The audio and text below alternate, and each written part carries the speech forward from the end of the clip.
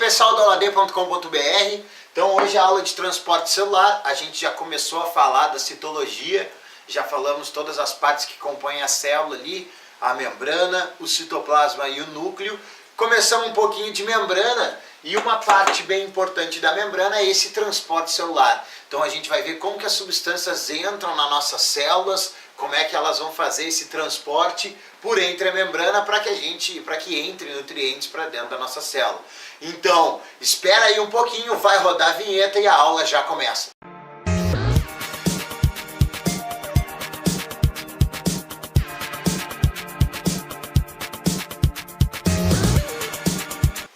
Beleza, pessoal? Então, transporte celular, passagem de substâncias pela membrana, e esse transporte de passagens pela membrana, ela pode ocorrer de duas formas. Ela pode ser um transporte passivo ou um transporte ativo. Tá? Transporte passivo e o transporte ativo, eles vão ter umas diferenças bem visíveis entre eles. O transporte passivo vai ser aquele transporte no qual eu tenho as substâncias passando naturalmente por entre a membrana plasmática. E no meu transporte ativo, eu vou ter que forçar essa passagem de substâncias pela membrana. Então vamos começar pelo transporte passivo. Transporte passivo, então, a gente diz que ele é a favor do gradiente de concentração. O que é o gradiente de concentração? A gente já vai ver direitinho como é que funciona esse gradiente aí. Tá? Gradiente de concentração vão ser as coisas passando naturalmente de um meio onde tem muito soluto para um meio onde tem pouco soluto, ou do meio onde tem muito solvente e para um meio onde tem pouco solvente. Ah, senhor, o que é soluto e solvente? Pessoal, soluto é a parte sólida de uma mistura, tá? São sais minerais, íons, tudo isso que está compondo uma mistura é a parte sólida de uma mistura. E a parte líquida é o solvente, então a água, óleo, tudo isso vão ser as partes líquidas de uma mistura. Então esse transporte passivo vai estar passando tanto o sólido quanto o líquido, tanto o soluto quanto o solvente, por entre a membrana a favor do gradiente de concentração. Significa o que então? De um meio hipertônico para um meio hipotônico. Ai, Álvaro, o que é hipertônico e hipotônico? Hiper, muito. Então vai ser um local muito concentrado. Tá? E o meio hipotônico vai ser com pouca concentração. Então aqui, ó, muito concentrado para um meio pouco concentrado. Como é que funciona isso? Pessoal, se tu entra, sei lá, em uma sala onde tem muita gente, tá tudo fechado, tu entrou numa sala onde tem muita gente, tá tudo fechado, tranca a porta, tranca a janela, tranca tudo, e tem um monte de gente ali dentro. Ela tem 50 pessoas num quadrado de 10 por 10. O que vai acontecer? Vai ter muita gente ali dentro, vai ter muito soluto. E se eu vou ter ali pouco o quê? Pouco ar. Vamos considerar esse ar sendo o nosso solvente. Então, a partir do momento que eu tiver uma abertura nessa sala, o que vai acontecer? Tu vai querer procurar o local onde tem mais ar, onde tem mais espaço para tu ficares. Então tu vai querer sair, vai ir desse meio hipertônico, que é essa sala aí, para o meio hipotônico, que vai ser o local lá fora, onde tu vai estar mais tranquilo. Então esse transporte passivo, ele é a favor do gradiente de concentração e ele é sem gasto de energia. Ele ocorre naturalmente na célula. Feito? Tranquilo até aqui? Então, transporte passivo do meio hipertônico para o hipotônico. Sempre guarda aí, ó. Meio hipertônico é quando a gente está falando de soluto. Então, o hipertônico é o soluto. Então, se eu no meio hipertônico eu tenho muito soluto e pouco solvente. No meio hipotônico eu tenho pouco soluto e muito solvente. Feito? A célula vai fazer esse transporte todo com que finalidade?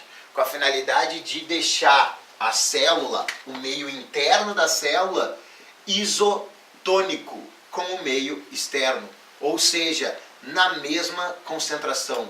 A tua célula está sempre procurando o equilíbrio. Então ela vai querer fazer esse transporte transportando, passando substâncias do meio hipertônico para o meio hipotônico, a fim de deixar tanto o meio da célula interno quanto o meio externo em isotonia, ou seja, na mesma concentração, em equilíbrio. Tá? Todo esse processo ocorre sem gasto de energia. Tranquilo? Então, o transporte ativo, eu vou ter o quê? Vou ter a passagem de substâncias agora contra o gradiente de concentração. Então eu vou ter as substâncias indo ao contrário do que estavam indo antes. Então agora as minhas substâncias vão estar passando do meio hipotônico para o meio hipertônico. Então agora o soluto vai estar indo, por exemplo, de um meio hipotônico para o meio hipertônico. Um local onde não tinha necessidade dele querer, onde ele estava tranquilo, onde ele tinha espaço, querendo ir para dentro do ônibus. É mais ou menos o que acontece contigo quando tu está entrando no ônibus, né? Tu tá lá na parada, tranquilo, não tem ninguém se esfregando em ti, tu tem o teu espaço e tu entra dentro daquele ônibus de manhã, abarrotado de gente, cheio de gente se esfregando, todo mundo fedendo a asa. Então tu está passando do meio hipotônico para o meio hipertônico. Tu vai ter que fazer, então, para esse tipo de transporte, gasto de energia. E a célula vai fazer esse gasto de energia aí na forma de ATP. Então a ATP é a molécula que vai gerar energia para a célula fazer esse transporte aí. Esse ATP é chamado de adenosina trifosfato. É simplesmente uma molécula energética que é gerada dentro da tua célula para fazer esse gasto de energia aí, para gerar energia para a tua célula, para ele fazer o transporte ativo. Então temos dois transportes, o passivo e o ativo. E agora vamos ver os exemplos que a gente tem, os tipos de transporte passivo e ativo para cada um deles. Então eu vou botar os passivos daquele lado ali, tá? E vamos explicar então os dois tipos de transporte passivo. Feito? Primeiro deles, a difusão. Então a difusão vai ser um transporte passivo e ele vai fazer de que forma? Vai ser o transporte do soluto do meio hipertônico para o meio hipotônico. Ou seja, do local onde eu tenho muita concentração de soluto para o local onde eu tenho pouca concentração de soluto. Tá? Então, é importante tu saber o quê? Que a difusão vai ser a passagem desse soluto aí. E isso aqui tudo ocorre como? Sem gasto de energia. Tá? Então, não vou ter gasto nenhum, ocorre naturalmente na célula. Então, se a tua célula tem muito sal lá na corrente sanguínea, o que esse teu sal vai fazer? Ele vai começar a entrar dentro da tua célula. Tá? Então, vai ocorrer uma difusão. Então, eu tenho mais soluto no meio, por exemplo, no meio externo. Então, aqui está o soluto, ó. E aqui tem pouquinho soluto. Então, esse soluto vai começar a entrar para dentro da tua célula, passando pela membrana plasmática e entrando ali na célula. Então, a gente vai ter agora uma concentração em equilíbrio desses dois compostos, tanto do meio externo, do meio interno, quanto do meio externo da célula, tá? Então aqui é o desenho da membrana da célula e as substâncias. No primeiro momento eu tenho esse meio hipertônico do lado de fora, depois esse meio externo vai ficar em equilíbrio porque entrou um pouco desse soluto para dentro da célula. Isso é um processo que ocorre naturalmente. O teu organismo não faz esforço, não gasta energia para fazer esse processo de difusão. Tranquilo? E esse processo de difusão ele pode ocorrer de duas formas. Pode ser um processo, uma difusão simples, e aí nessa difusão simples eu vou ter o quê? Exatamente o que eu te mostrei aqui nesse desenho. Os solutos, os íons, entrando para dentro da tua célula, naturalmente passando pelos poros da membrana, tá? Pessoal, esses íons, tu lembra lá na aula de química, lá o Eduardo deve ter dito para ti, lá nas videoaulas, aulad.com.br, procura a aula lá, e aí ele vai te dizer o que é um íon, né? O íon é Um átomo que tem carga, ele não é mais neutro, ele tem carga ou positiva ou negativa, então eu chamo de íon. Tá? E aí, esses íons, tu tem íons na tua circulação sanguínea e esses íons vão fazendo transporte de difusão para entrar dentro da tua célula. Além dessa difusão simples, eu tenho a difusão facilitada. E aí, a difusão facilitada vai ocorrer da seguinte forma. Vai entrar também os íons, tudo para dentro da tua célula, ou vai sair, isso aqui pode sair também, pode ser ao contrário, a tua célula pode estar cheia de íons, e o teu meio externo lá, a tua corrente sanguínea é sem íons, isso vai sair por difusão, e aí esse processo na difusão facilitada vai ocorrer com o auxílio das proteínas de membrana. Então, as proteínas que existem lá na membrana, que a gente viu na aula passada lá, falando de membrana plasmática, eles vão auxiliar essa passagem de substâncias na célula. Feito? Então, eles que vão fazer esse transporte de íons para dentro ou para fora da célula, dependendo da concentração do meio interno e do meio externo. E aí, essa difusão facilitada tem o auxílio das proteínas. Vou ter gasto de energia? Não tenho gasto de energia. As proteínas só fazem esse auxílio ali e não gastam energia nenhuma. Feito? Tranquilão? Então, difusão simples, bem tranquilinho. Um outro tipo que a gente tem de transporte passivo, eu vou botar aqui nesse cantinho, vai ser o transporte passivo chamado de osmose. Na osmose, eu vou ter um processo que vai ser exatamente parecido com o da difusão. Só que agora eu vou ter a passagem de solvente. O líquido vai estar passando, não mais o soluto. E aí, na osmose, na maioria dos organismos, o que está passando então é a água. Porque a água, como a gente já viu lá na primeira videoaula lá de bioquímica, falando sobre a água, ela existe em grandes concentrações nos corpos de todos os seres vivos. Então, essa água, esse solvente é o que vai passar aqui na minha osmose. E aí eu te pergunto, vai ser do meio hipertônico para o meio hipotônico ou ao contrário? Ao contrário. Por quê? Porque agora eu vou ter do meio hipotônico para o meio hipertônico, que é onde eu tenho mais água, indo para o lugar onde eu tenho menos água. Então, o hipotônico tem pouco soluto e muito solvente. O hipertônico tem pouco solvente e muito soluto. Então essa água vai passar para o meio hipertônico para dar uma diluída naquilo ali, dissolver um pouco aquelas substâncias ali. Tá? Então a osmose vai ser esse caso em quando eu vou ter o solvente passando, no caso a água, para o meio hipertônico. Continuo tendo um processo sem gasto de energia, pessoal. É um transporte passivo, então não vai ter gasto de energia. Feito? E aí, um exemplo para essa osmose aí, a gente vai ter o caso da lesma. Né? O que tu faz quando tu encontra uma lesma lá no teu jardim? Bom, nós temos duas reações, né? Se você é uma menina, você olha a lesma, aí faz um nojinho, né? Ah! E procura o sal. Se tu é homem, não, né? Tu olha lá e vai direto no sal. Né? A mulher tem um segundinho do nojinho, né? Dá um nojinho e vai lá buscar o sal. Tu pega o sal e aí tu não tempera a salada na lesma. Né? Tu não joga uma pitadinha de sal na lesma. Tu pega um monte de sal e joga em cima da lesma e fica olhando assim pra ela. Com aquela maldade que tu tem no teu corpo, que eu não sei o que a lesma estava fazendo pra ti. Até agora eu não entendo o que a lesma faz de tão mal. Ela só deixa um rastrinho de gosma ali no chão, não faz mal nenhum. Mas tu tem raiva dela e aí tu fica olhando ela queimar, se queima, morre. Por que ela tá morrendo? Porque ela tá fazendo osmose.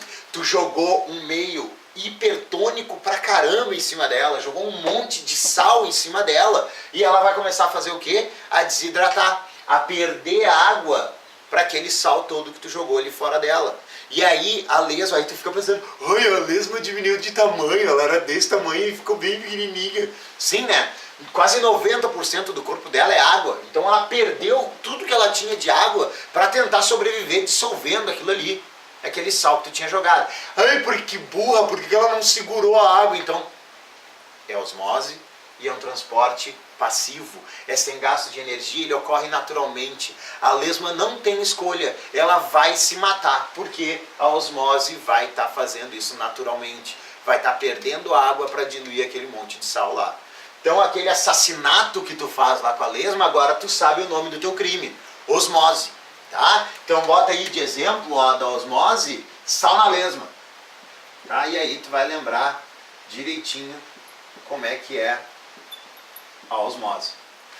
Feito, queridão, queridona, tudo beleza? Então, 3 processos aí que a gente vai ter no transporte passivo. A difusão, que pode ser simples, é um pouco mais lento, e a facilitada, que é mais rápido devido a essas proteínas da membrana, e a osmose, que daí vai ser o transporte, a passagem de solvente para o meio externo ou meio interno, dependendo da concentração.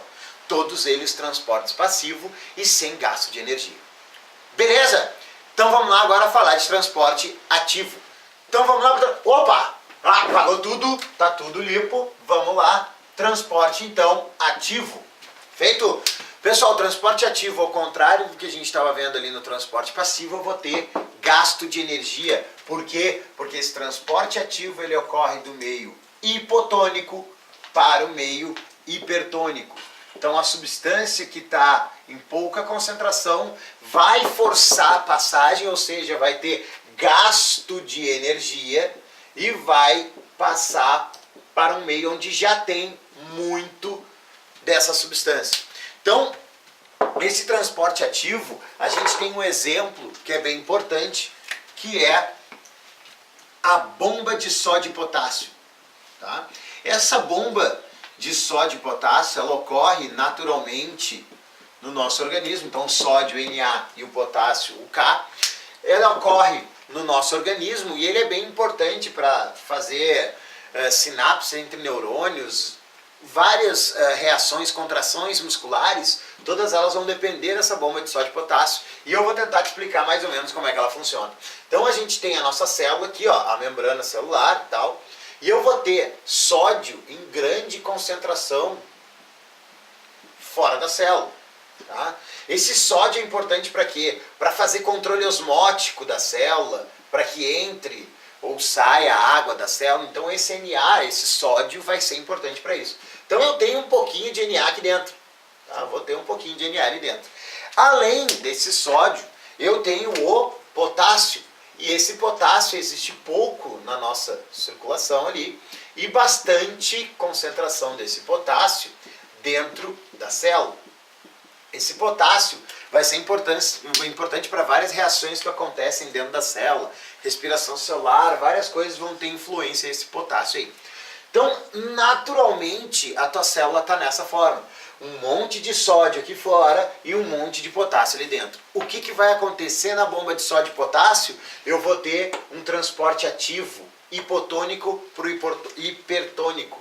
Ou seja, na minha membrana eu vou ter algumas proteínas que vão fazer o quê? Vão captar o sódio, o potássio que eu tenho aqui fora e vão jogar esse potássio para dentro da célula. E aí esse potássio então vai entrar aqui pela proteína, mais ou menos eles fazem um transporte de dois átomos de potássio para dentro da célula, então ele vai jogar isso aqui para dentro, vai ter gasto de ATP e a mesma proteína vai jogar esse sódio para fora, mais ou menos 3 átomos de sódio são jogados para fora da célula. Ou seja, eu tinha esse sódio aqui dentro e ele foi jogado para fora, do local onde ele estava em pouca concentração para um lugar onde já tinha um monte de sódio. Então eu vou ter também o gasto de ATP nesse processo. Então vai ser uma espécie de gangorra. Entrou 2 de potássio, entra, e nessa parte de fora aqui eu já tinha os 3 de sódio e vai para fora da célula. Esse processo de bomba de sódio e potássio, entrando os 2 átomos de potássio para dentro da célula e os 3 átomos de sódio para fora da célula, vai gerar uma despolarização na membrana. O que é isso? Vai mudar a carga, vai modificar a carga dessa membrana plasmática. E aí, quando muda essa carga da membrana plasmática, ela deixa de estar naquele equilíbrio que estava antes, despolariza a membrana e isso gera um impulso. Então isso é o que acontece no teu neurônio para passar um impulso nervoso, alguma reação para gerar uma contração muscular, ocorre essa despolarização na membrana, gera uma DDP, que vocês vão ver em física lá daqui a pouco com o Jean, com o Pikachu. E esse DDP é o que? É uma diferença de potencial. E aí quando gera essa diferença de potencial na membrana, vai permitir a passagem desse impulso nervoso. Feito? Então essa bomba de sódio e potássio é bem importante por causa desse processo de despolarização da membrana. Tá? E a concentração tanto do sódio e do potássio dentro da célula é importante para que ocorram reações. O sódio vai controlar então esse processo osmótico, entrada e saída de água, e o potássio vai estar ali dentro da célula para auxiliar algumas reações que a célula vai fazer, e a gente vai ver isso lá no citoplasma quando a gente começar a falar das organelas, mais aí na próxima aula. Feito, pessoal, foi um prazer imenso, espero que tenham entendido tudo direitinho, um prazer enorme, uma hemorragia de prazer, e até a próxima aula.